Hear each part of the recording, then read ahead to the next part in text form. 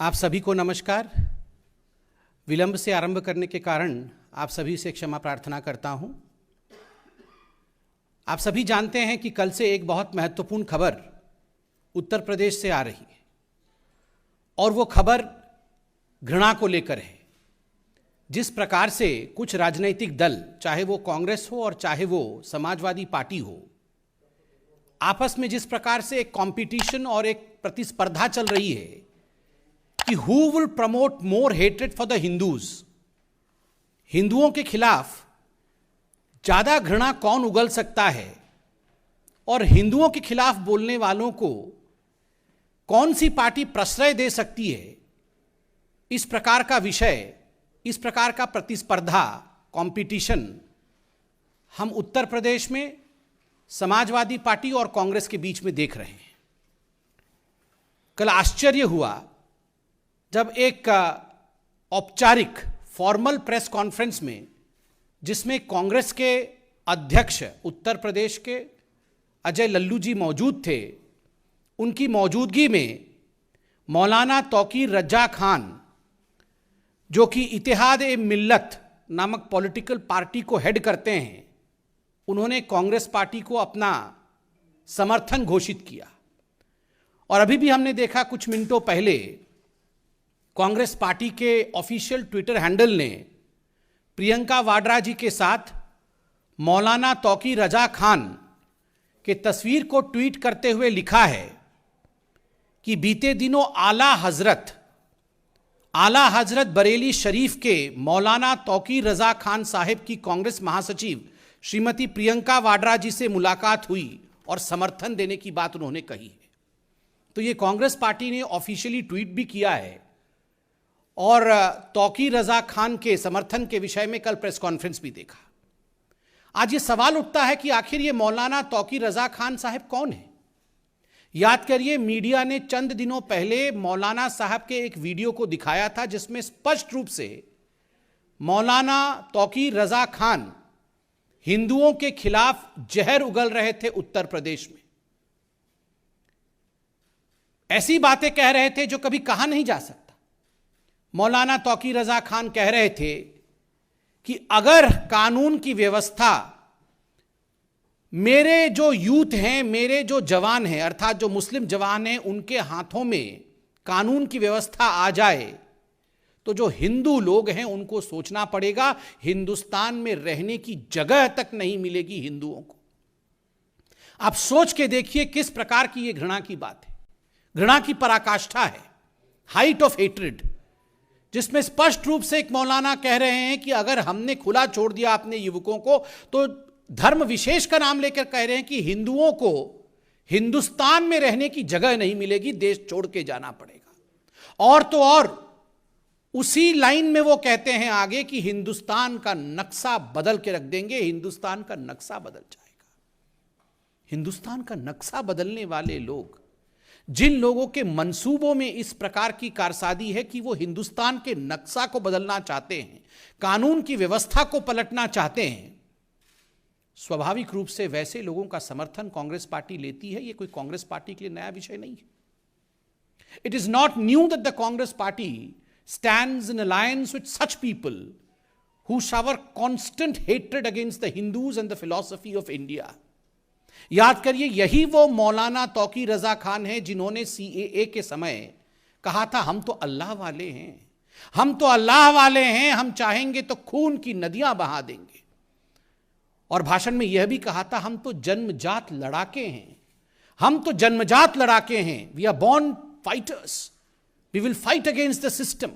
अगर हम चाहें तो हम खून की नदियां बहा देंगे, हम अल्लाह वाले हैं। इस प्रकार की बदजुबानी करने वालों के साथ प्रियंका वाड्रा खड़ी होती है और ना केवल खड़ी होती है, उनके समर्थन के लिए गुहार करती है और आखिरकार उनको समर्थन मिलता भी है। This is not new in Congress, I said so because आप याद करिए केरल में किस प्रकार से वेलफेयर पार्टी का और वेलफेयर पार्टी को चलाने वाले जमात-ए इस्लामी, जो कि UAPA के अंतर्गत बैंड है, उस वेलफेयर पार्टी के साथ कांग्रेस पार्टी का गठबंधन हुआ था।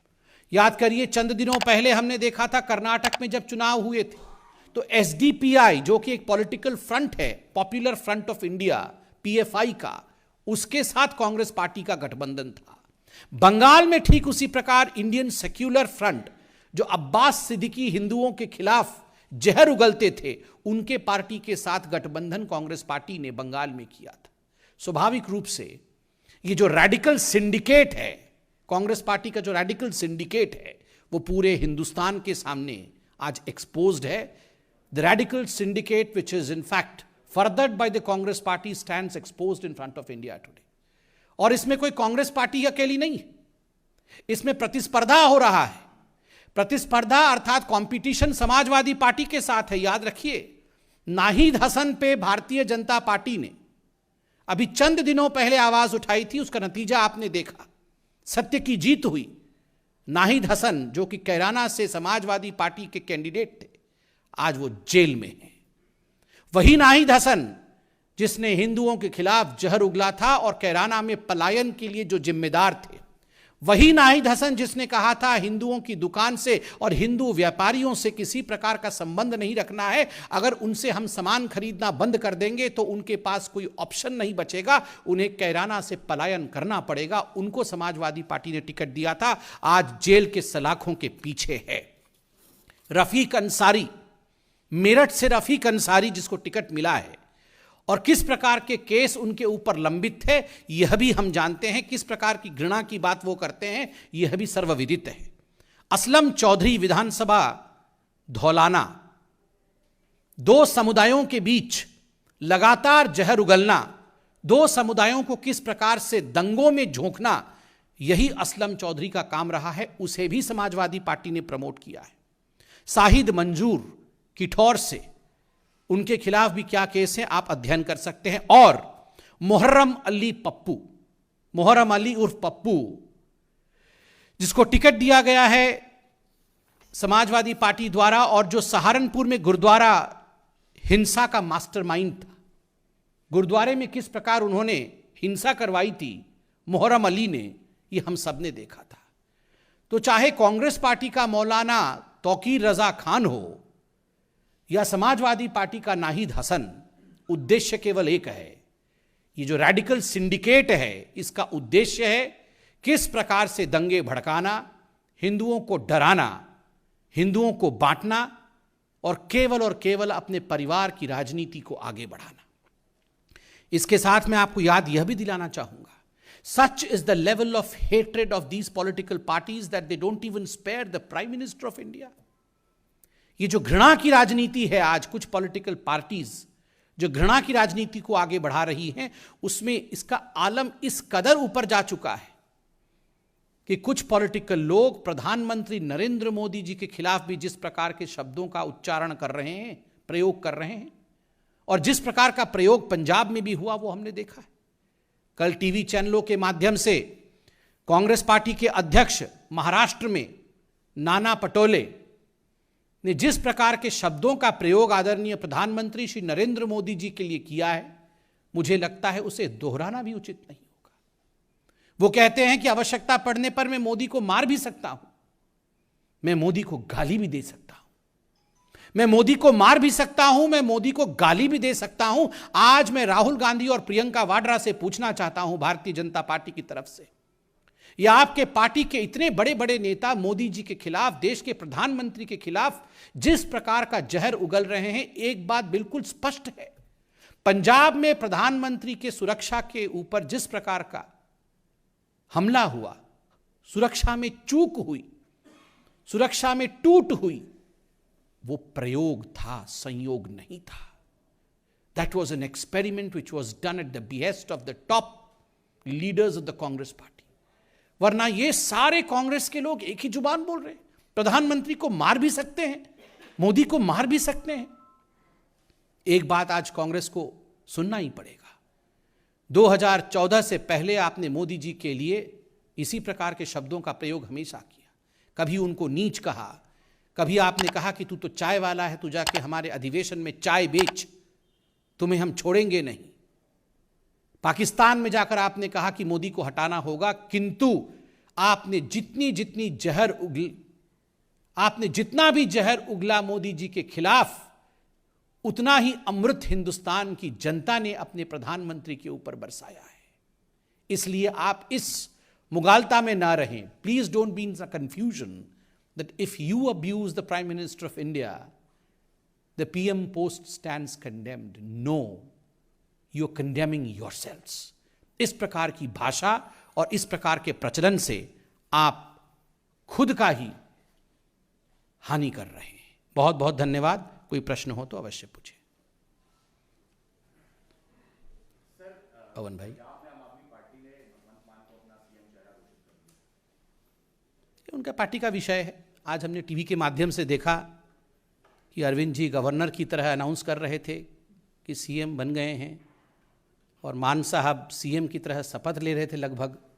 वहाँ कांग्रेस के अंदर भी सीएम पद को लेकर जिस प्रकार का सिर फुटअव्वल हो रहा है.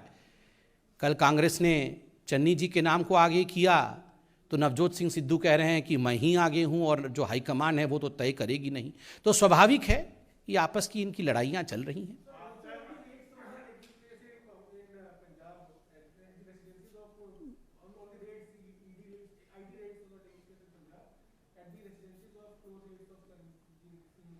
No, these were ongoing cases. These were ongoing cases, and there were cases against 26 people which we gather from the media reports which were filed. The FIRs were filed by the Punjab government, and the Punjab government has asked action against these people. And remember, some of the tallest leaders of Punjab, like the Congress president himself, had called for action against them. So why cry foul today? Law will take its own course. These things should not be seen with a myopic vision of politics. जहां तक पंजाब में red इत्यादि का सवाल है, इन चीज़ों को राजनीतिक चश्मों से कभी देखना नहीं चाहिए. याद करिए, आज हमने मीडिया के माध्यम से देखा है कि 26 ऐसे व्यक्ति हैं, इंडिविजुअल्स हैं, जिनके खिलाफ पंजाब की कांग्रेस सरकार ने ही एफआईआर किया था, और सैंड माफिया के रूप में उनके खिलाफ एफआईआर हुई थी. ये तो खुद मीडिया बता रही है, पंजाब की सरकार बता रही थी. तो स्वाभाविक रूप से जो पंजाब की सरकार चाहती थी कि इनके खिलाफ कार्यवाही हो, अगर कानूनी कार्यवाही कोई हो रहा है जिसका चुनाव से कोई लेना देना नहीं है, तो मुझे लगता है इसको राजनीतिक दृष्टिकोण से नहीं देखना चाहिए. और चंद दिनों पहले तो खुद कांग्रेस के अध्यक्ष सिद्धू साहब भी कह रहे थे कि बहुत सैंड माफिया है, बाकी कुछ पॉलिटिकल पार्टीज भी कह रही थी. तो मुझे लगता है भ्रष्टाचार की लड़ाई में कभी भी राजनीति को हावी नहीं होने देना चाहिए.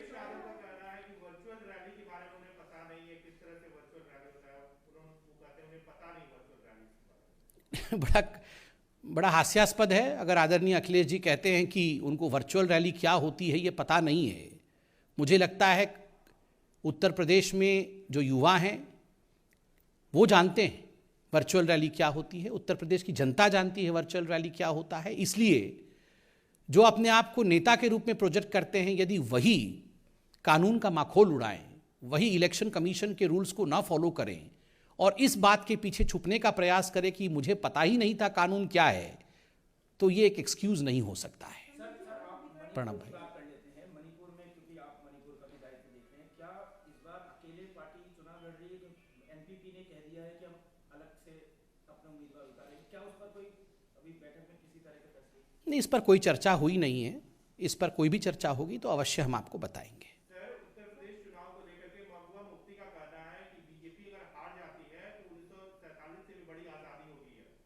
स्वाभाविक है, महबूबा मुफ्ती हो चाहे फारूक अब्दुल्ला हो, अनुच्छेद 370 के हटने के पश्चात काफ़ी फ्रस्ट्रेटेड हैं. उनका तो एक ही मकसद है, अनुच्छेद 370 नहीं हटना चाहिए. तो इसी प्रकार का बयान वो समय समय पर देती रहती है. मैडम,